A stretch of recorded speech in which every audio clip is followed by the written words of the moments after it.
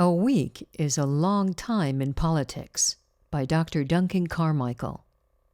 Harold Wilson, the former UK Prime Minister, is famous for stating that a week is a long time in politics. Given the pace of recent events, Boris Johnson, the current UK Prime Minister, could be forgiven for updating that to say, a day is a long time in the coronavirus crisis. In early April, Mr. Johnson was taken to hospital with COVID-19, where his condition deteriorated and he was moved into intensive care. As he said after his release, could have gone either way. In short, he is lucky to be alive. And so to home. Last week, President Cyril Ramaphosa noted that in just 14 days, the number of coronavirus cases globally had skyrocketed from 350,000 to over 1.5 million. A few days later, we are sitting in just under 2 million cases. This disaster has brought not only tears and anguish, but also an immense amount of labor and productivity. It turns out that there is nothing quite like a crisis and a lockdown to focus the human mind. Over the past week, we have had news of a number of potential medical breakthroughs. First, as the World Health Organization has repeatedly said, testing for coronavirus is critical to beating this pandemic.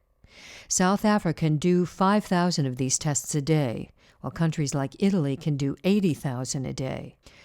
Worse still, not only do our current PCR tests take a sluggish 48 hours to generate a result, but they can be expensive.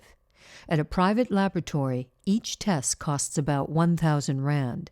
So it was exciting to hear last week that South Africa's arsenal of tuberculosis testing machines, the Gene Expert machines, could quickly be converted to test for coronavirus.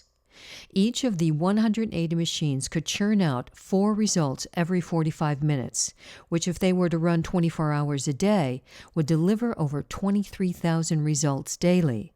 The limitation is that the company that makes these machines charges $20 per test kit, which could cost the country more than 6 million rand a day.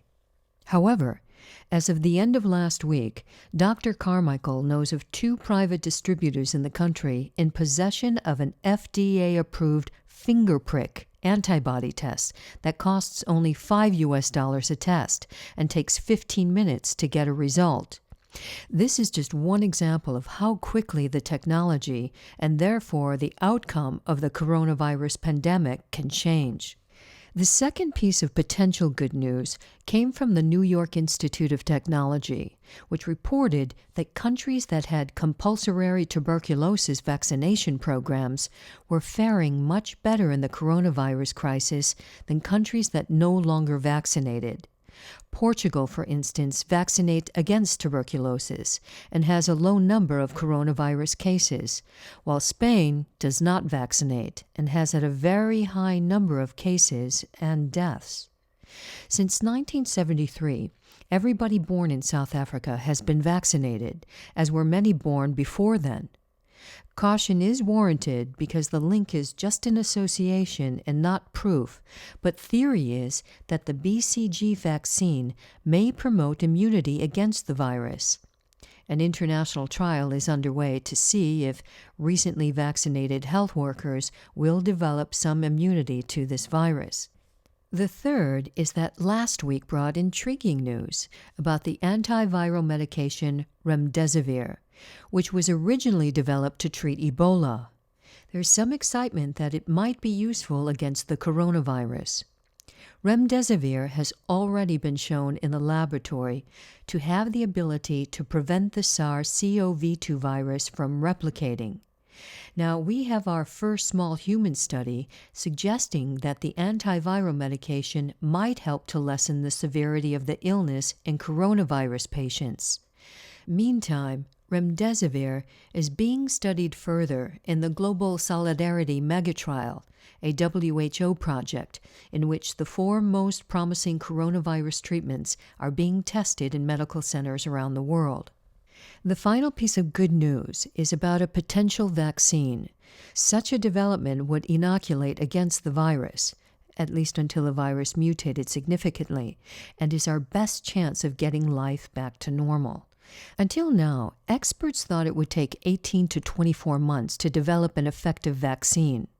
But over the Easter weekend, it was reported that the head of vaccinology at Oxford University, Professor Sarah Gilbert, who is leading one of the vaccine efforts, was 80% confident that a coronavirus vaccine would be ready by September this year. In other words, in these bleak times, there are reasons to be optimistic about developments in a range of coronavirus areas. And here too. Monday night's SABC broadcast offered a clear message that South Africa has been uniquely effective in flattening the curve with the 3-week lockdown. Professor Karim came across as the right medical expert for the job in helping us navigate these tricky waters. Admittedly, that doesn't undo the challenges that many people face now, or fears that if all that the lockdown is achieving is buying us some time, yet it's simultaneously destroying businesses, exploding unemployment, and halting education, the lockdown won't be worth it. Although nobody has the answer to that, the last week or so has highlighted that each day brings the possibility of a new breakthrough. A week ago, we would not have thought that cheap COVID-19 tests would be available. A week ago, we could not have imagined that TB vaccinations might help to boost our immunity against this virus.